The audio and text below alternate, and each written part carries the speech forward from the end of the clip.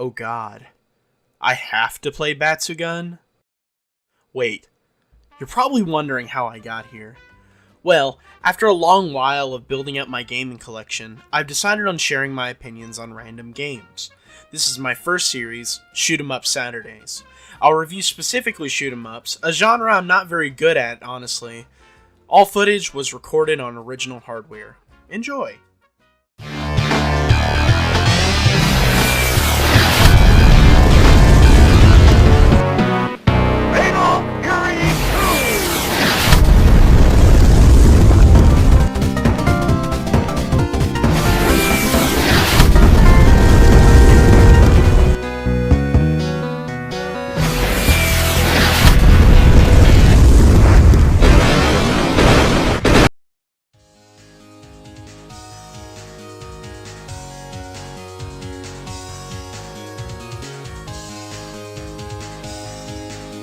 When you sacrifice your life, you must make the fullest of your weaponry. It is false not to do so, and to die with a weapon as yet undrawn. Miyamoto Musashi, circa 1645 AD.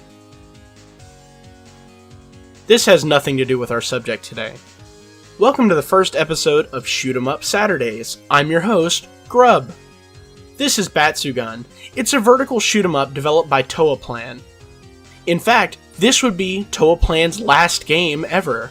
They went bankrupt actually right after this so-called masterpiece by old bullet hell fans released.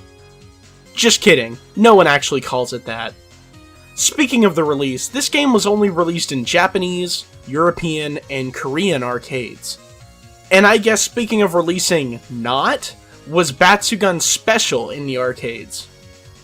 However, these two versions would be released together in the Japanese-only Sega Saturn release, of which I am showing right now. The game also features a pretty good soundtrack by Yoshitatsu Sakai. Have a listen.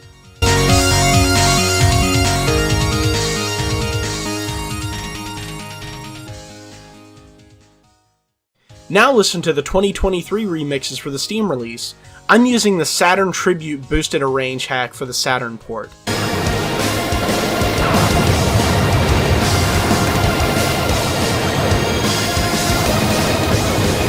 The gameplay is fairly simple. Shoot with A, bomb with B.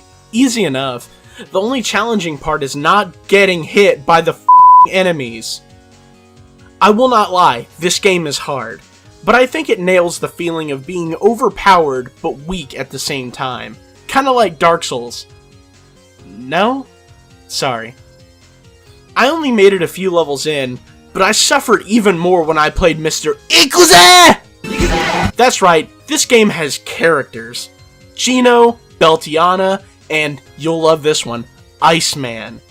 There's also like 3 more that have the same ships, but no one cares about them, that's the second player option. For some reason, I thought Iceman would be the best, because I mean, come on, he's the Iceman. However, I soon realized Beltiana is the true star of the show. She literally has a lightning beam emitting from her ship. That's ludicrous. Gino is just pathetic. What kind of person chooses the shitty ship that can only shoot bullets every couple seconds when I can go for the true hero of the story, a God-fearing, independent woman with a name of questionable origin?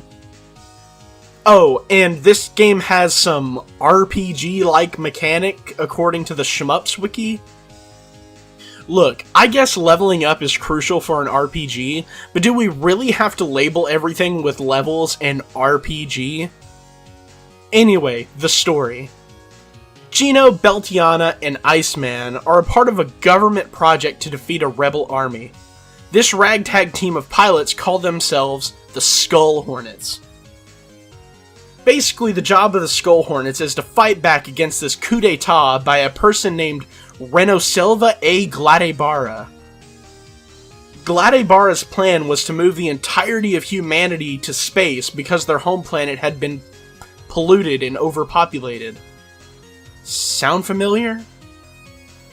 The government rejected this idea, and so Gladybara in turn killed millions of people. There was some manga about it or something. It's called Truth Story Batsugun. I don't know much about it, I haven't read it. Oh, and by the way, did I mention how hard this game is?